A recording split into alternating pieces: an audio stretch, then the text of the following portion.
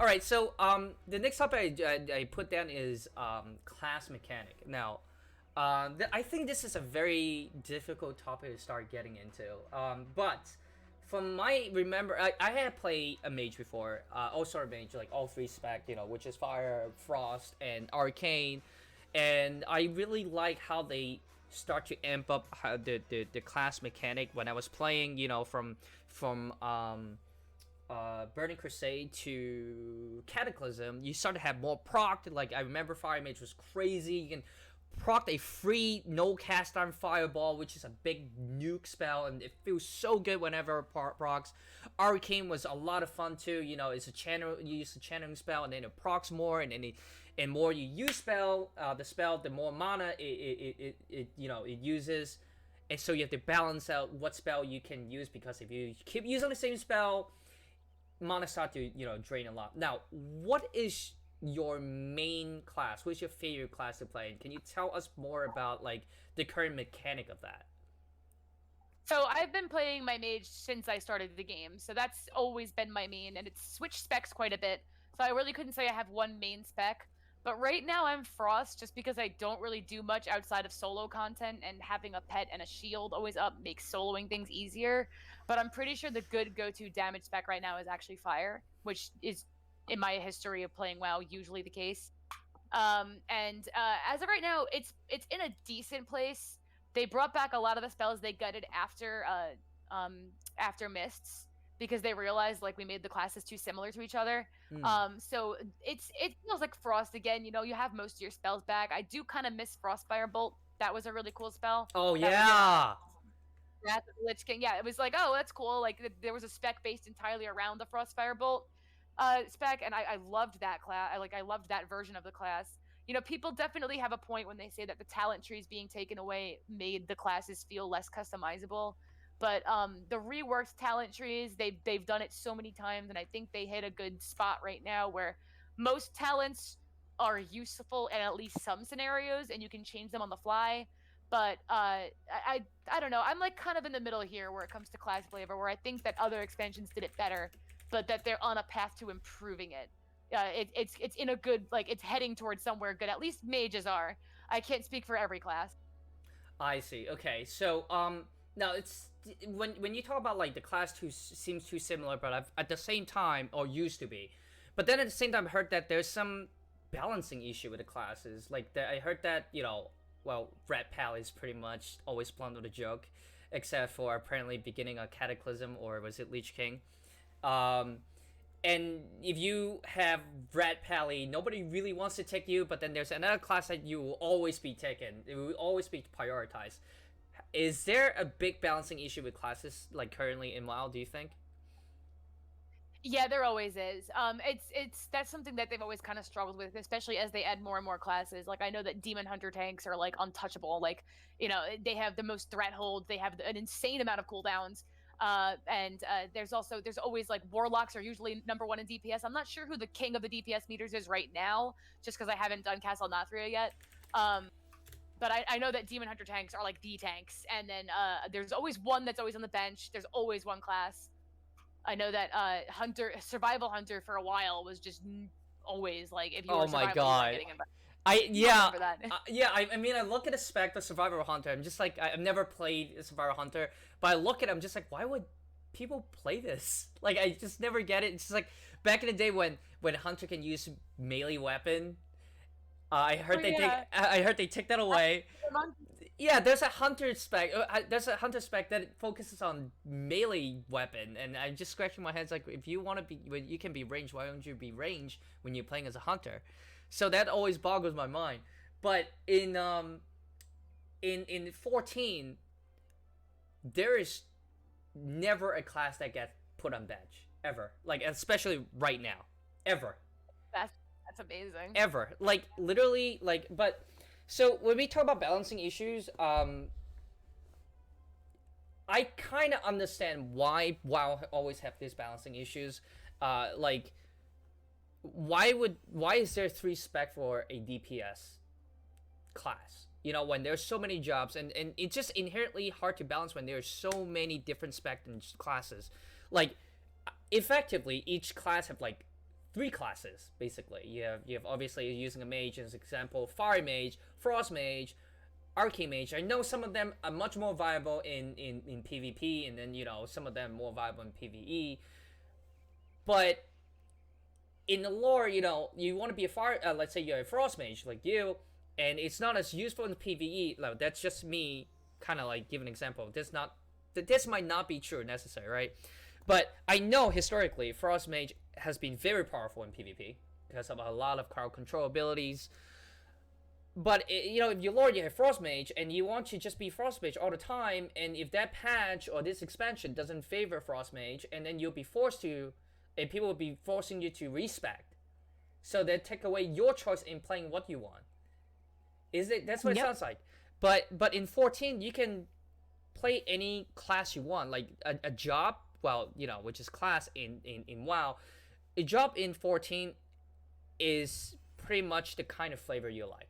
Period. Because, yeah, sure, there are classes, there are jobs that do much more damage than other. Like Samurai, top of the chart. There's no question about it. Samurai, highest DPS in class, and there will be Black Mage. Okay? But, in return, Black Mage is a turret in this game. Like, it's you have to be like 200 IQ, like the massive galaxy brain, to know when you can use skill and when you cannot, because you have to focus on moving. And if you're unable to cast a spell in a certain amount of time, there is a mechanic where you have to maintain your Astral Fire and Umbral Ice, and you have like basically 15 seconds, right? And within the 15 seconds, you're not able to cast that aspect of a spell or certain spell in that aspect, it would completely fall off. Oh, thank you, Adam. You invited me to the party. No, thank you. I think they're raiding right now. Good luck. Is that like a stacking buff? Yeah, so it's like a stacking buff. And then like every about 15 20 seconds, I don't play Black Mage. Please, Black Mage player, please do not murder me for this. But every 15 to 20 seconds, if you're able to, or maybe 30 seconds, I don't remember anymore, you will gain like a resource, and that resource will allow you to unleash a really extremely powerful spell. Okay? And if you are not able to cast a spell within a certain amount of time, it falls off, your entire rotation is done for. It's done. It feels really bad. So you need to be very, very aware of the raid mechanic and your class mechanic to do so. And when Samurai, while it's nowhere as difficult in my opinion. Invite a party. Yeah, Adam. Say hi to Adam, everybody. Yeah. Hi, Adam. So, Samurai is nowhere near as difficult as Black Mage, and they still do the most damage, but at the same time, they do not have raid utility. None. They're extremely selfish DPS. They provide nothing to the raid. It's just the straight up DPS. Oh, Snoop. Now, I play Dragoon, which is kind of like middle of the pack, but I'm able to create a buff where it gives everybody higher chance of critting. And then I can tether myself with Dragon Sight with another player that give both us damage buff. So yeah, my damage I can never parse as high as a Samurai, but I always provide more raid utility to the rest of the party, to the raid. So that's pretty much kind of revolves around that kind of balance. So, but at the same time, we don't have specs. It's very each class have only one spec, and there's not a lot of theory crafting each of the job and how you maximize your effectiveness in rotations. Yes, there's different kind of build, like maybe 1 or 2 different builds for a certain class. But as for Dragoon, for example, I want to get gear with the highest crit and the highest direct hit, period. So in that aspect, I understand that why WoW is harder to balance and 14 is much more balanced, because inherently at its core, in the gameplay design for 14, it's just easier to balance.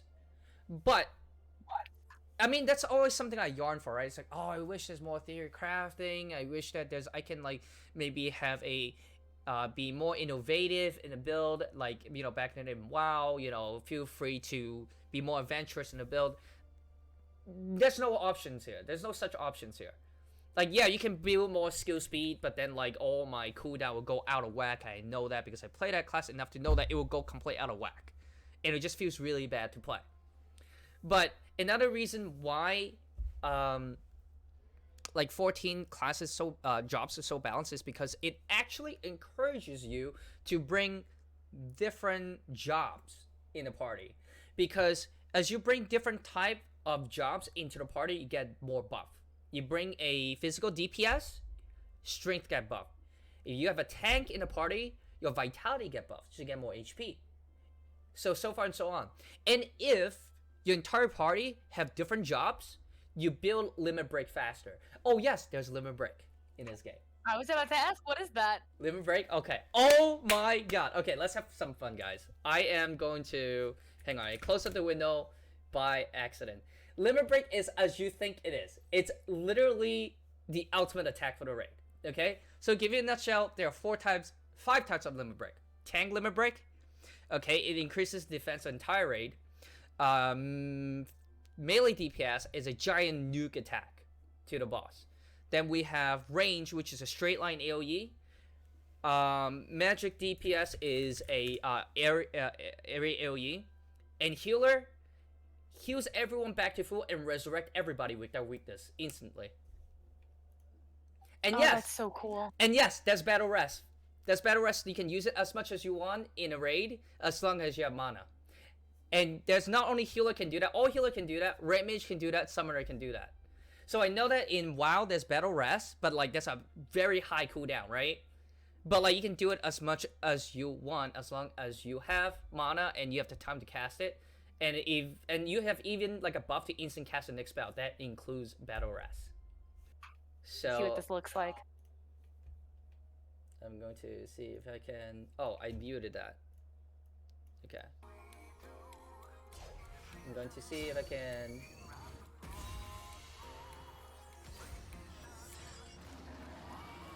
So I know you're watching my stream. I'm not streaming this, but I'll try to explain. The first was Dragoon, Dragon Song Dive. There's 3 bar of limit break. It's charged with 1 bar, 2 bar, and 3 bar. And 3 bar becomes unique to every job. Bar 1 and bar 2, limit break 1 and 2 is the same for the road. Satellite beam. If you're a fan of 7, you know what it is. Red mage, it blinds you. Alexander. Yes, Alexander is a raid tier. Oh, I wouldn't want to hurt him. I love him. Summoner, they borrow the power of Bahamut. Oh, that's so cool. Scholar, Angel's Feather. And you can see the resurrect everybody. Warrior, buff everybody defense, Land Waker. Monk, Final Heaven. If you play 7, you know what it is. Tifa's limit break. Now, Sanguine Arrows, I think it's called. And yes, they're fighting Shiva right now. Paladin, Final Bastion, I think. And yes, that's Knight of the Round, which is the strongest summon in 7 you can fight. Dark Knight, Dark Force, which is a very underwhelming name. Oh my god. Moe Blessing, I'll do it after this. Samurai, Doom of the Living. Ninja, Shiramutsu.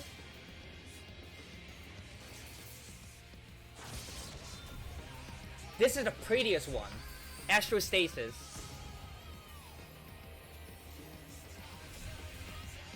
Dancer is Crimson Lotus.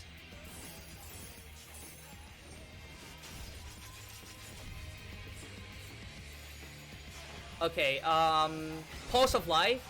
And you can see that there's Aeria's staff there. It's a Final Fantasy VII reference. And Black Mage is the signature meteor. Another Final Fantasy VII reference.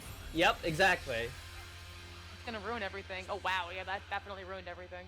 Yeah, so it's so yes, like you have such a system, right, where it actually actively encourage people to, you know, bring more different jobs in your party in order to, you know, make sure that your limit break builds up as fast as possible, which can be a last resort. Oh, somebody failed mechanic. Tank LB3, protect everybody. Oh no, somebody failed mechanic. Majority of people die. Healer LB3.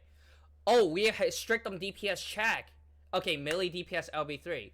Oh, this ad phrase is really annoying. Let's not deal with it. Okay, caster, range DPS LB3. It's like, so, but if you take, let's say, okay, why don't I just take 4 samurais? I mean, besides, that's the reason why. You build a limit super slow. Now, it's not essential to clearing a raid, but it's definitely an extremely useful utility to have. Oh yeah, I and love that. It's such a cool idea. but yeah, so there's like there's so many yeah, there's like all these like little mechanics that encourage class balances. Another example, Dancer, lowest DPS in the class, but guess what? Their mechanic is like playing like Simon Says. Okay, you tether yourself to another player for the rest of the fight. Okay, so you can do a dance, and once you do a dance, you create a really powerful damage buff with you and with another player. They share the same buff, right? And as the other player that you tether to as a dancer, as they do move, it will build up your gauge too and allow you to unleash more powerful move. As we speak, there's another dancer just dash across my screen. But yeah, that's another like example. Why? If low on damage, you have good raid utility. You have high damage in a raid, no raid utility. Period. Oh, another thing a lot of people might not know. If you play healer in this game, you need to do damage. I know back in WoW, as a healer, you heal and then you take a break to let your mana like come back up, and then you heal when everybody taking damage. No, in 14, if you're not healing, you better be doing damage, and it matters, and that damage matters. If you don't do damage, it's enraged time. It's everybody is DPSing. That actually, in my pride and joy, in Mists of Pandaria, they did change healing to be, they changed Discipline Priests, and they called them Fist Weavers. If you were a Mistweaver monk, you were expected to punch to get your mana up. I played a Holy Paladin for a bit, and I would swing to get my mana back up. So they did that for a little. I don't know if it's still like that, because like I said, I haven't raided since, I raided a little tiny bit last expansion, but I wasn't playing a healer. But Discipline Priests would heal their raid by damaging the boss. I love that. And then between that, obviously, when someone took a lot of damage, they would stop and actually heal. But like it was called atonement healing. Like you would smite the boss, get yourself a buff by smiting the boss, and then get a huge buff to your healing by smiting the boss. And it was like that's why people like Discipline Priests miss that expansion so much. Wait. And then Fist Weavers would kind of do the same thing, except they would be punching the boss because they were monks. I hope they didn't take that away, because that sounds amazing. I haven't played a healer since that expansion. Okay. So I don't know if that's it's the same deal. Resto Shamans had a totem that would buff damage and healing based on whatever spec you weren't. So if you were Elemental and you were like you got a huge healing buff. If you were Resto, you'd get a huge damage buff. And it was based on whatever spec you weren't was what the buff would go towards to help you allocate the other resource. It's really cool, but that was something, again, I apologize that this isn't something I can be super informative on because I haven't played a healer since then. Ah, I see. I wanted to ask you, what defines a difficult raid in WoW, in your experience? Gear check, mechanic, both? When you encounter like a wall where you keep wiping, you have to keep going at it again and again, is it because of unexpected damage, aka gears, or is it mechanic people just failing mechanic to killing each other by accident?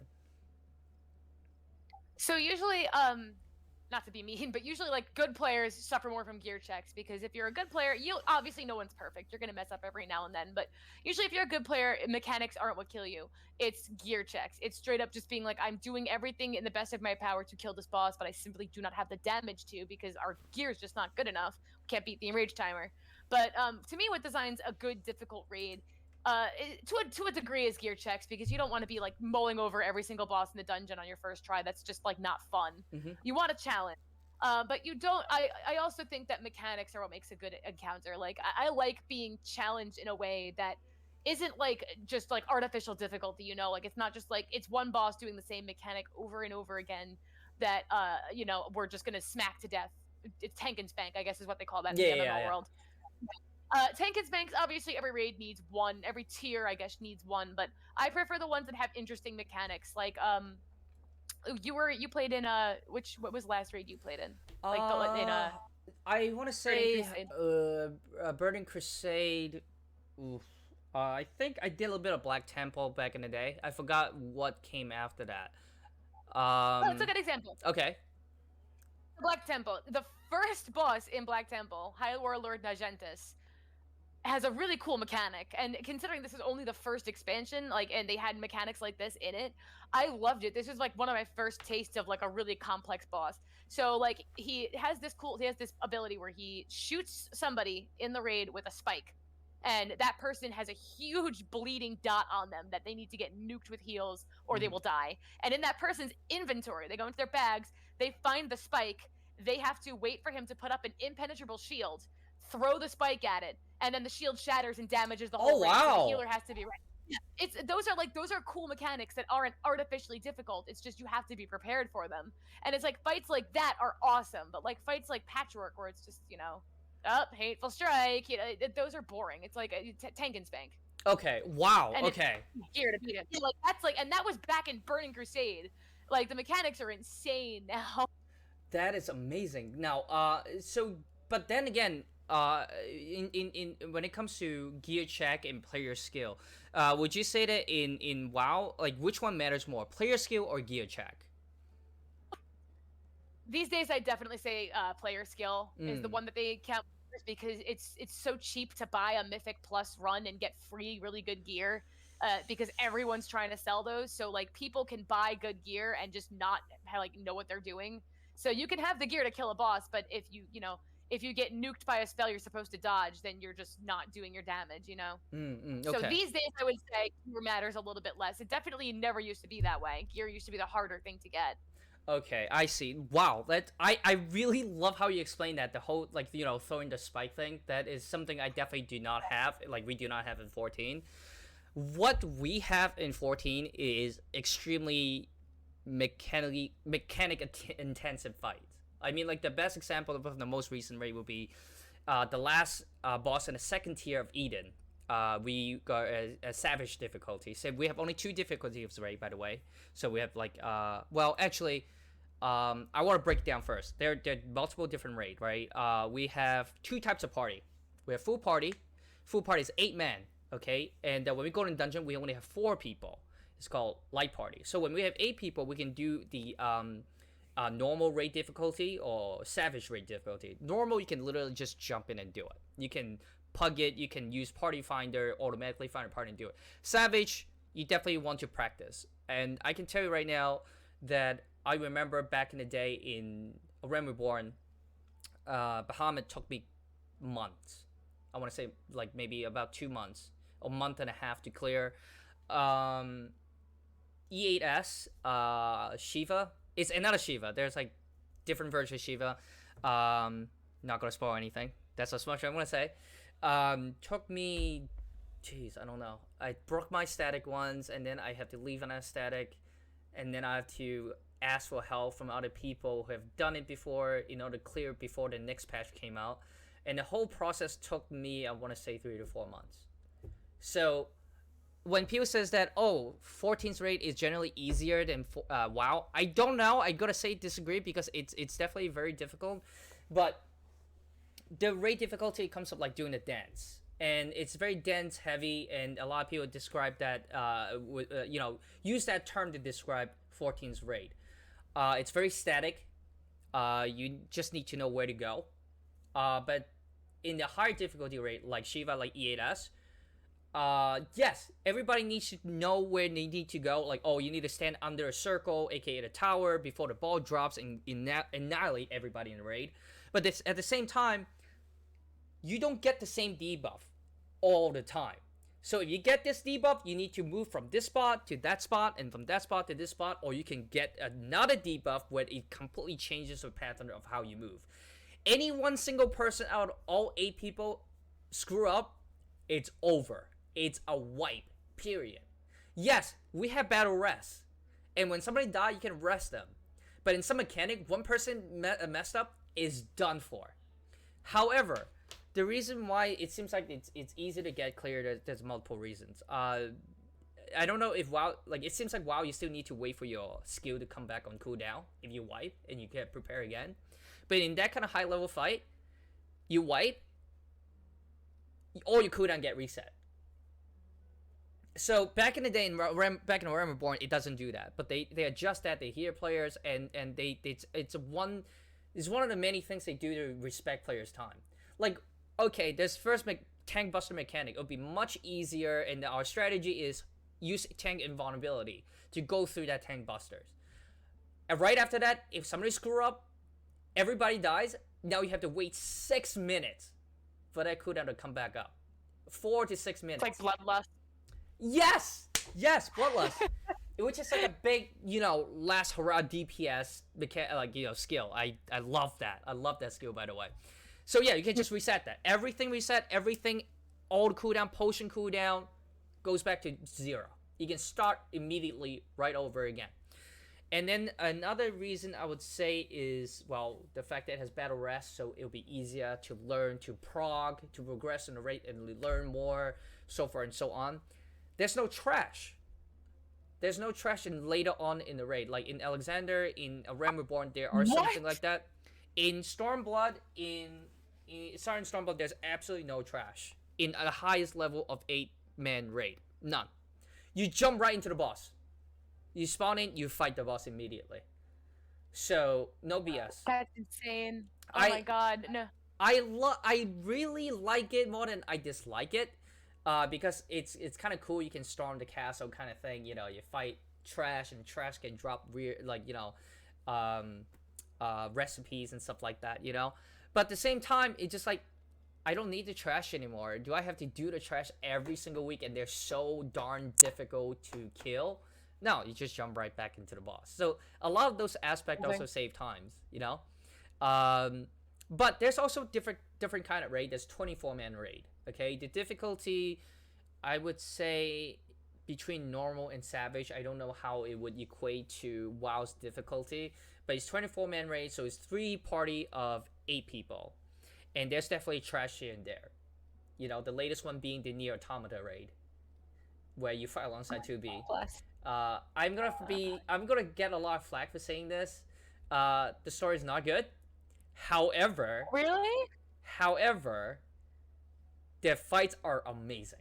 It's great. But it's nothing like, as really kind of almost semi break the fourth wall, where you have to grab the spike out of your inventory and throw it. That sounds really fun, honestly, really original. Nothing like that. And then there is other content where it requires like a race setting too, which is like side content, have their own progression system, which I would explain later. But apparently it can go up to like 50 something people in Stormblood, and 48 people in 24 to 48 people in Shadowbringers. So we'll talk more about that. It's all side content. But I think the most difficult part about 14, in my opinion, is doing all of that, all those dances where you need to stand. Sounds easy, because if you don't do it, strictly speaking, I can keep my hands off of the mouse and can just move around, right? Move around, go to the right spot. But at the same time, you have to do pretty complex rotations for each of the class. I mean, I'm going to demonstrate really quick, like my Dragoon opener, and I'm not going to explain what skill I'm using. That'll be too confusing. But try and follow.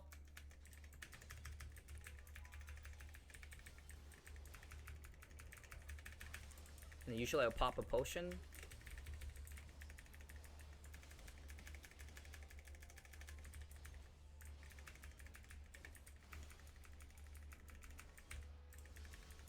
Now I know that there's seems like a very long global cooldown, but in between there's a lot of OGCD that you can use. You can weave in 2 in between each of the global cooldown skill. Now, while this is happening, you have to remember where you stand, look at your debuff, look at the boss buff, and know where to stand, make sure you don't kill everybody. At the same time, you have to mine your own class resources. And that's kind of like an example of how I'm doing it. But yeah, so you have to kind of maintain that rotation almost perfectly, depending on your gear. Now, another reason why it seems like easier to do raid in 14 is because you can just craft a set of gear. You don't need to do all those endgame progression that you explained towards the beginning of the podcast. I can just craft you a set of gear and you're good to go. Literally, when the patch release with the latest tier raid, they will also release new recipe that you can get. And there's another a whole like its own progression system to get currencies to unlock those recipes, and it's all just crafting related, right? But once you get those gears and you put all the material slots in, you can jump right into the raid. At that point, it's all player skill, period. And I've talked to my other friends who play both games too, right? And it's like, hey, what if you just taking crafted gear into WoW raid? And she said, oh, you get laughed out the raid and get kicked, period. But in this game, it's like, oh, they see you have crafted gear. Oh, that's your ult. That's fine. We know that your current gear can clear it, and they would take you in. So not here. They'd be like, mythics, get better gear. Yeah, so I don't think that like a lot of people it's just 14. I agree there might be like there are less bosses to fight in 14, but when it comes to difficulty, oh, you will have to grind. Like the gears that you get now, people will ask like, well, what's the point of getting more gear now if you just you can clear with crafted gear? Well, literally, the people who can clear those raids with crafted gear are like 0.001% of the player base. If you're not one of them, if you go in with crafted gear, you most likely you're not gonna make a healing check or DPS check. Those are like the expert of the expert. So having better gear in this game helps you clear a fight easier, but it's not a requirement to clear a raid, if that makes sense. So, but yeah, I mean, do you have any questions so far though for me? If, like when it comes to like 14, like we talk about class, we talk about rating, anything that sticks out in your mind that you want to kind of clarify for yourself? Oh, I actually wanted to ask you, because I talked earlier about my favorite expansion about Mr. Pandario. What was your favorite part of 14? Because there's so much I don't know. I'm learning a lot today. Oh my god. That's a loaded question. When it comes to story, oh my god. See, here's the thing about 14. I don't want to go back. I like it. Well, besides story, but when it comes to class mechanic, I don't want to go back. It's always better. One expansion's always been better than the last one. But the class has always been relatively pretty balanced. Like yeah, when the game first came out, like Bard is like top DPS because you can do DPS at all time when you dodge a mechanic, when you can keep on shooting arrows using skills and whatnot. But as the game progressed, they know where to buff which class that it's super balanced. The mechanic is constantly improving. Like for example, jump, Dragoon jump. You get stuck in your animations for like seconds when the beginning of this game comes out, and that's what kills me all the time. It's because I dodged an AoE, but I used jump attack, and it got stuck, animation lock on the ground, and got killed. And then they buff that, and then in Shadowbringers, you learn a new passive that increased the damage and the speed of the jump even more. I don't want to go back. And the class gets even more like complicated, not complicated, but like more mechanically intensive. Like you saw as you progress, you unlocks a job, resource gauge, and with the resource gauge, you use more flashy skill, more damage. And back in the day, it's just kind of doesn't make sense. Like back in the day, I press 6 buttons, sometimes 7, sometimes 8. Right now, my rotation, endgame rotation, my opener, let me count right now. 1, 2, 3, 4, 5, 6, 7, 8, 9, 10, 11, 12, 13, 14, 15, 16, 17, 18, 19, 20. About 20 buttons I have to press. Just my opener alone. And it's not like, oh my god, that sounds difficult. No, just practice on a dummy, and it flows really perfectly. And the boss fight design is in a way where it allows you to unleash your opener. Because the first attack is always almost like a raid-wide AoE. So it tries its best to let you enjoy your class, meanwhile still be very difficult. So yeah, you can press all those 20 buttons. You just have to practice how to make them flow fluently.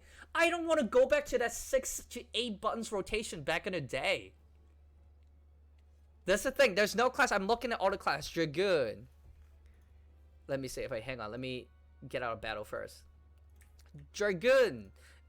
maybe some of the tank, like back in the day, it's a lot harder to maintain aggro, but it make it much easier now.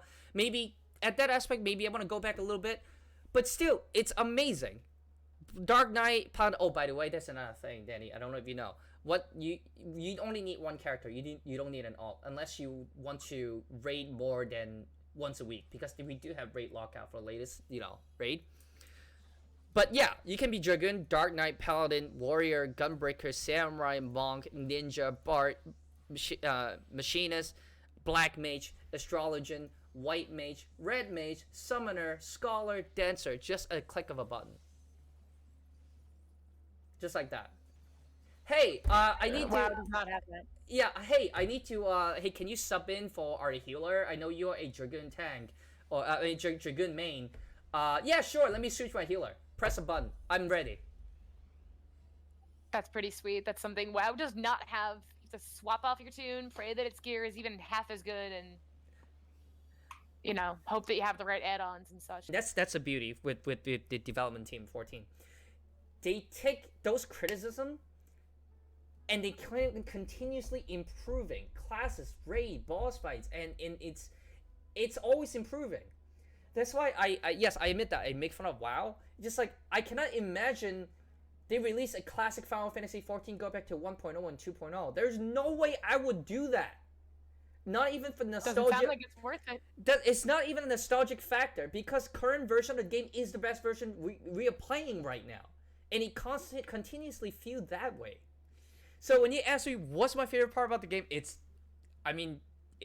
why I'm playing right now, because I feel like right now it's my favorite part of the game as it is. So, and I know it sounds maybe a little bit dismissive or maybe even condescending, but it really is the truth. I mean, I love this game more than ever before. I really do. Not at all. I'm glad that the game only gets better. I really wish that WoW would do that sometimes. Yeah, it is a shame, because, and I think that goes into, kind of the next topic. It's why would they get rid of system that is amazing? Why wouldn't they just refine the system? The legendary weapon, I love that so much. When I hear you guys get rid of it because of lore reason and melt it down, I'm just like, what the hell were they thinking? Class Hall, I don't know if it's still around. I know the barracks is really problematic, but why not just refine it? Why not just stick with it and make it better? I mean, right now, look at this. This is a guild house of one of my friends, and you can go in, visit, leave messages, and all of these furniture you're seeing right now is craftable or purchasable, or you have to do raid to get rare material and craft it. You go fishing, you get fish, and then you get the background of the fish tank. And they're some of them are interactable. A claw machine for Moogle plushie. A bar. Music scroll that you can... so cool. The music's playing in the background, you can get it from dungeons and boss fights. And then it's you can DJ. That's why there's events there. People would put on all the dancey music and be clubbing and stuff like that. So why wouldn't they just stick with it and refine the system? Sometimes they do, and sometimes they just don't listen to player feedback, which is definitely something that it sounds like the Final Fantasy 14 devs absolutely do. With WoW, it's selective. Sometimes they will refine a system that they like and keep that. For example, heroic difficulty was something that started in Burning Crusade that they have never gotten rid of. They even started applying it to raids towards the middle of Wrath, and because people liked it. Mm-hmm. It was oh, okay, well, some of us don't want to, wipe for 3 hours a night to get progression. Some of us just want to see the story and be done with it. So then they split the difficulty halfway through Wrath, and they were all right, regular, heroic, done. And then they refined it even further by making multiple. So sometimes they do, and then sometimes they're hey, remember that system everyone hated in Battle for Azeroth, that Azerate system? What if we kind of just brought that back and made it a little bit less annoying, but still just kept it? And it's nobody liked that. Why are we still doing this? Hi, heroes. Maid Plum here, your virtual maid at Pixel Pop Maid Cafe. If you liked our video, consider subscribing to us and giving us a like. Don't forget to follow us on Twitch. We have Maid streaming every week. Pixel Pop, power up! You. I'm tired of you.